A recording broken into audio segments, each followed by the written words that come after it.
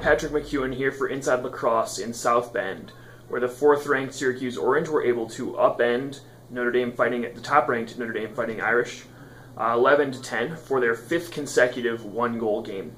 They're led by 4 goals from Nick Mariano and 3 from Nate Solomon, as well as a goal and 2 assists from Jordan Evans and Sergio Salcido. They used patient offense to be able to break down the Notre Dame defense.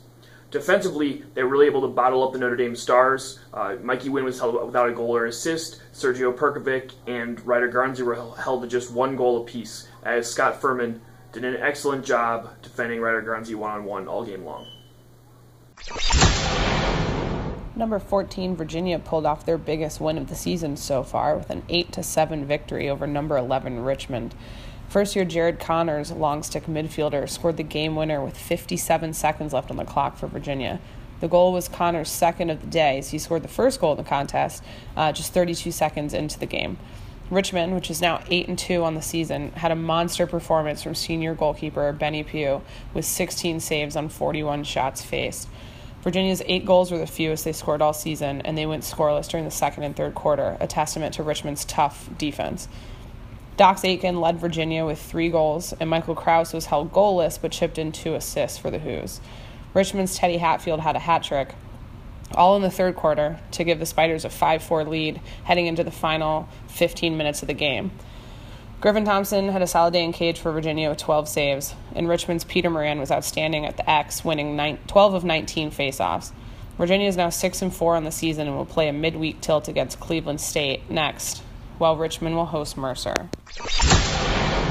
Welcome to Villanova Stadium, where Villanova beat Marquette 10-9 in overtime here today. Christian Cuccinello was the hero. He had 5 goals, including the overtime game winner, a dart to the net just past Cole Blazer. Cuccinello was matched up on short sticks for much of the day because of the dirty work of Danny Seibel, the unsung hero in this game. Seibel was great on picks, great on ground balls, great on the off-ball play that led to Cuccinello's big day. Villanova has to be happy with this effort. They went down 3-0 early in the game, but then the defense and offense clamped down. Patrick Kennedy, the freshman defender, took on more of a role starting the 4th game this year, and he was big today. Nick Testa had 11 saves, many key saves late in the game, and Villanova has now won 4 straight after a slow start to this year. They are 1-0 in Big East play. For Joe Amplo, he was really happy with his program's effort. He said, "It's going to take a full effort to beat our program," and that's what happened today. This is Inside Lacrosse's Zach Babbo with some quick hits from Week 9's action. Lehigh earned a big Patriot League upset, knocking off Boston U 10-6. The win brings the Mountain Hawks to 3-3 in conference and 5-4 overall. Denver broke open a game that was 8-6 at the half for a runaway 2011 win over Georgetown. Connor Cannizzaro posted an impressive 9 points on 4 goals and 5 assists. Trevor Batiste was his normal dominant self, going 26 for 30 at the X, tying the single-game record for Denver and giving him 736 face-off wins for his career, good for most all-time for the Pioneers. Kevin McKeon and his Binghamton Bearcats keep rolling, reaching 8-1 with a 14-8 win over Lafayette. Towson battled back late and earned a key conference win against Drexel 8-7. Tyler Young provided the go-ahead goal with 7:21 left in the 4th. Behind Ben Reeves' 5 goals and 2 assists, Yale moved ahead in Ivy standings with a 14-12 win at Penn. 14 saves for goalie Phil Hufford were huge in a game where the Quakers outshot the Bulldogs 39-30. Connor Kelly, Jared Bernhardt, and Dylan Maltz all put up hat tricks as Maryland downed Michigan 15-8 in College Park. The Terps owned every statistical category of importance in this contest and continue to show their potential dominance from end to end. The Hofstra Pride moved to 9-0 with a 10-6 win over Fairfield, keeping them undefeated in the top of the CAA. Connor Fields put up 4 goals and 4 assists as Albany rolled to a 19-11 win over Stony Brook. The Danes got out to a big opening lead, and though the Seawolves continually tried to cut the deficit, Albany had too much firepower. Hey everybody, this is Jeff Shannon at the Johns Hopkins Quarter Center. I just caught the Blue Jays' 12-6 win over Big Ten foe, Rutgers. This was a complete victory for the Blue Jays.